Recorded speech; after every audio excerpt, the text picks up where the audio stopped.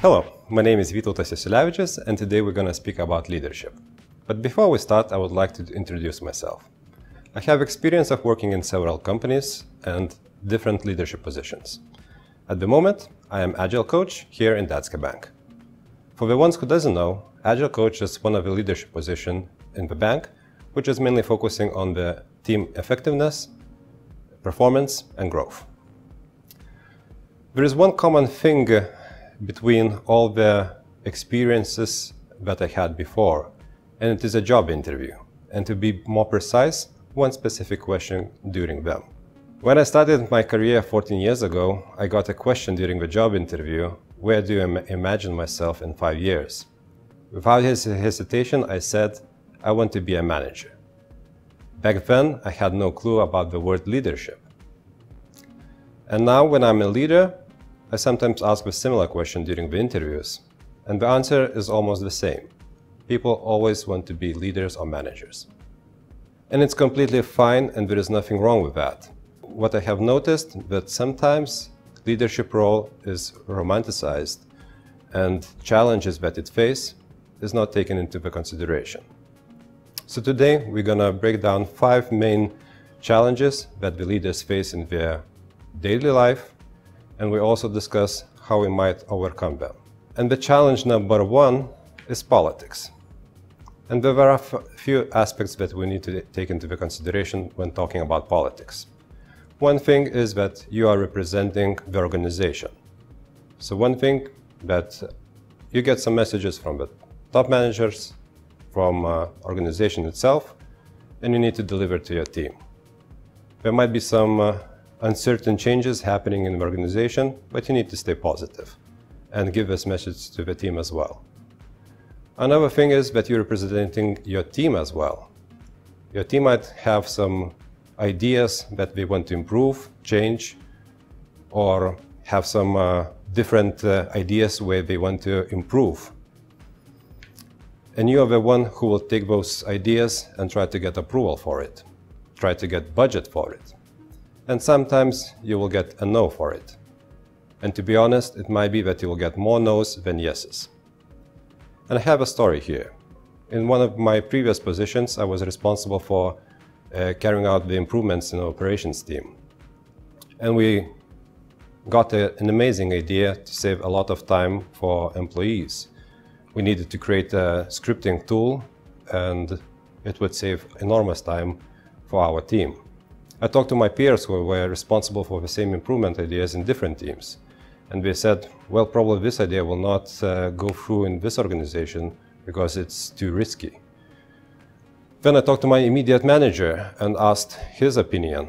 He said, well, it sounds like it's a risky idea to come up with, and probably it's a no.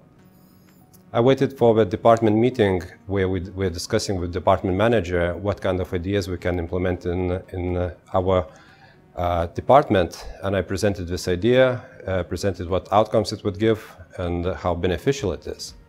I got a no there as well. And it's really challenging to get so many no's, and at the time when you're a leader, it's also challenging to come back to the team and say that the idea that you really believed, and you all believed that it's a great one, got rejected. And then I felt that I failed my team. But there is a bright side on it as well. Whenever politics works out, it's so joyful. There are things where you push forward, even you got some no's, and finally you get a yes, and it is really satisfying feeling that you achieve.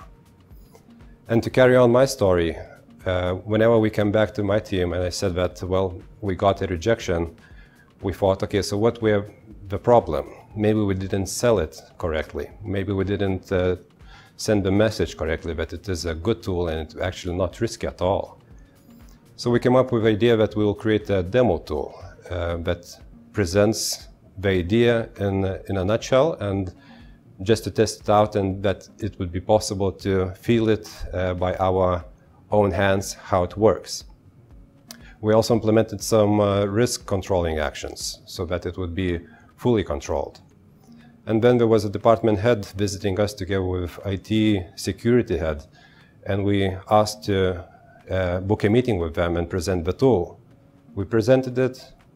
We got very positive feedback. It said that it is an amazing idea, and we got approval for it. All of a sudden, everything kicked off, and the idea was so good that it actually started the whole scripting community in the organization. And at the end of the year, it got a nomination for Improvement of the Years. So we were celebrating it as our success, that we haven't forgotten to push forward, and we didn't let our arms down, and we kept pushing forward. But another problem and challenge that leadership might face is failure. And failure is here mentioned in several aspects as well. There might be a failure of your team member, and you will be just on a spotlight because you'll be the person taking the bullet that is meant for the person in your team. Also, you as a team lead might be failing as well, and it is completely normal. But your failure is much more public. Your team sees it, your department sees it, and stakeholders might see it as well. And in some cases, your failure is pricey. If you fail to get a budget for some improvement in your team, some team members might get disappointed and not feel right. And I also have a failure story here as well. In one of my positions, we're working with modernization of the tool, and we were trying to find the best way to improve it. My colleague was working with a database, it was Access database, and we were like sitting next to each other and we're discussing, okay, what fields we need and what fields we don't need. I was saying delete that column, we will not need it. And I was completely sure that we are working with a backup database and not the original one. And apparently we didn't. And we deleted some of the important information, and it wasn't a big mistake because we believed that we're not needing this information, and we managed to restore some of the data as well because we had the backup about a month or two old, but some of the information was missing.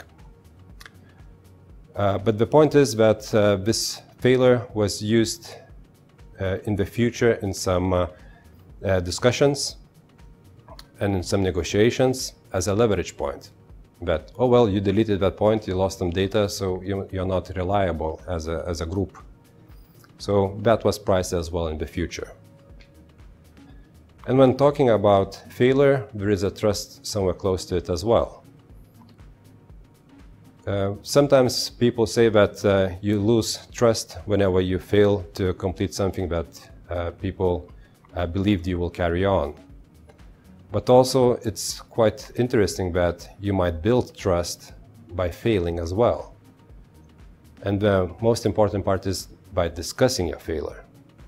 And whenever you discuss problems with your team, it will help you to build stronger relationship, stronger bonds with your team, and your team will understand that it's okay to make mistakes, and it's also okay to openly talk about it. And the next thing that leaders face in their daily lives is pressure. And pressure goes from different directions. First of all, it's customers who wants to get the best customer experience. Then there is stakeholders who are pressuring for good services and good work effectiveness. There is team members who want some improvement in their daily life and their daily work. Also, there is top management with KPIs and pressure on high performance. And you are somewhere in the middle, trying to satisfy everyone and keeping everyone happy. So you're like juggling and trying to figure out where to put your focus on. It's quite easy for a regular employee to say, my work is from 8 to 5, and I'm going home and that's all. I turn off my computer and I see no problem with that. When you're a leader, you might get a phone call somewhere later in the day, and even in the evening, that you will get a message that tomorrow there'll be information about some changes in our organization happening, and you need to be prepared for it.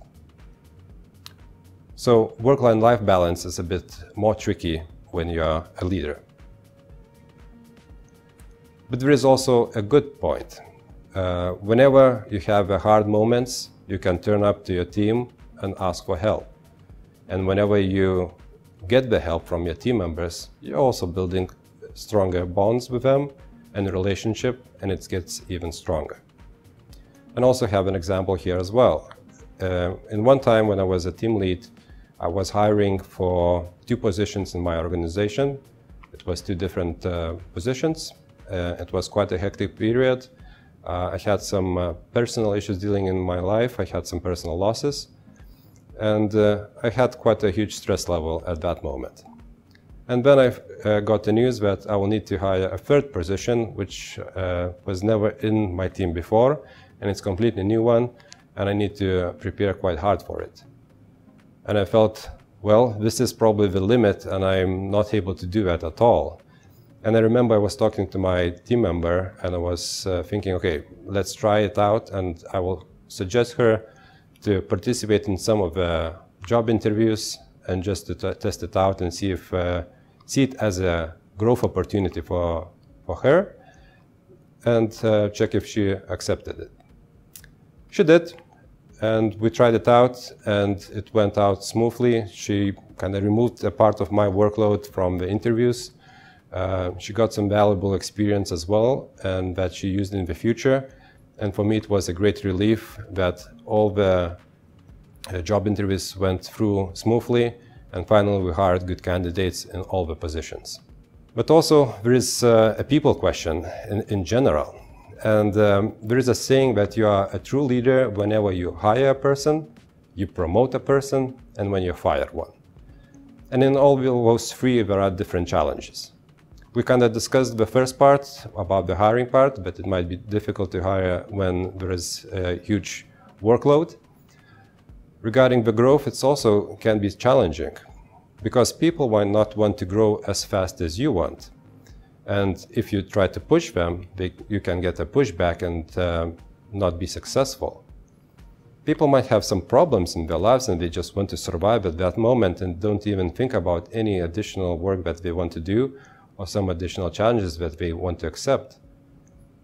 And you as a leader need to understand that and be there to support them and not push them more than is needed. And also, it can be quite difficult when there are changes in the organization as well. It might be hard strategic choices, for example, to let people go to different departments or to let people go away at all. It is really hard to say to a person that you hired, that you said that you believe in him, that he will not be longer with you, and that you need to set apart. But there is, of course, the good part, the growth part, and the part where people get promoted. It's really best experience that a leader can have is when a person that you were working with, that invested your time to, gets a promotion and gets to the position and career path that he was dreaming for. This is the best moment for me as a team leader, which I can get. So is when the person gets some growth in his career. And the final challenge that leaders might face is loneliness. But before we start to talk about loneliness, we need to talk about friendship. And friendship is crucial at work, and it's crucial to create happiness for the most of the people. There were several researches made, but one made by Virgin Pulse said that 90% of employees have friends at work. And 70% said that friendship at work is the most important element for happy work life.